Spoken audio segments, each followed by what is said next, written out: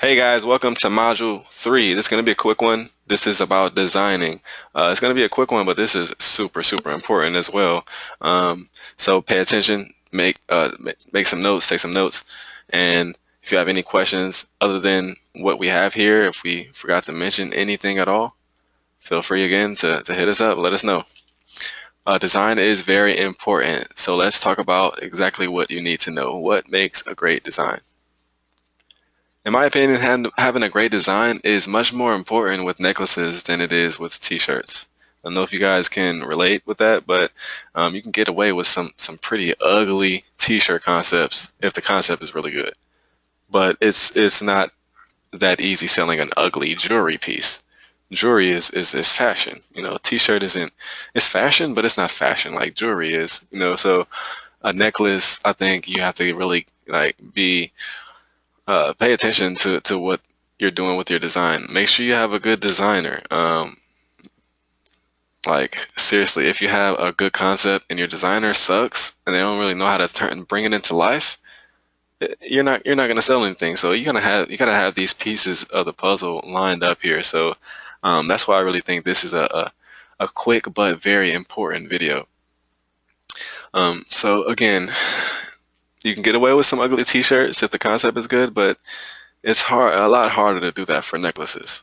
On Gear Bubble, the important thing to remember is that you aren't limited to like a super minimal amount of colors like some of these other platforms out there that'll charge you a lot of money if you want to add more than two colors. Um, so you're free to be creative when it comes to designing your necklace. You don't have to just do a black necklaces with white text. Like Yeah. you can use your creativity and take advantage of the colors and just make sure your designer knows that they have more freedom and to take advantage of it because plain old necklaces is it's not going to convert well because going back to the fact that this is this is jewelry right here, so you want it to look pleasing to the eye. Pedro and Mariana have noticed circular necklaces convert best. We went over that in the beginning, but just another note on that. So get your designer to do a lot of curve and rounded text that goes around that curve of the circle. It looks really great on the circle necklaces, and with the small area for your content, it gives you more room to have more text because you can like circle it all around, do it like a pinwheel thing, or you can do a lot with it. Just look around at other necklaces that you find. Check out the necklace example building from scratch in the next video. Is going to be at the end of this actually, and just pay attention to how necklaces look. Uh, necklace designs and t-shirt designs, they're two different things. All right, don't be the guy that just comes from Teespring or a background of Teespring and they take a design that's meant for a t-shirt and slaps it on a necklace and goes on about their day. You want necklace designs to be necklace designs. You want t-shirt designs to be t-shirt designs. They're not the same. All right, so that's very important to note so you don't go through a lot of headache.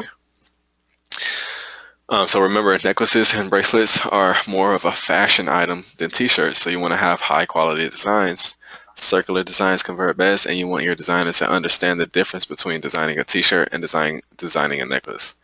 Um, don't slap a t-shirt design on a necklace. Make sure it's specifically designed.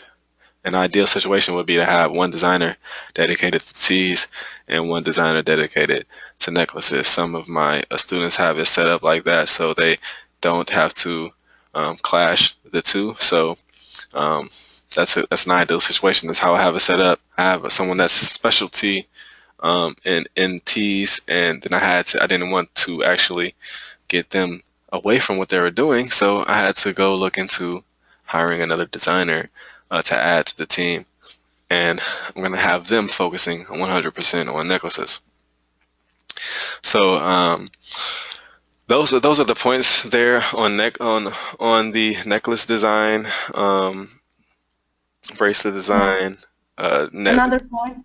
Ezra, is that the margin is the same. Even if you use 2 colors, 5 colors, 10 colors, the margin is the same. So you don't lose any money if you take advantage of the colors. Mm.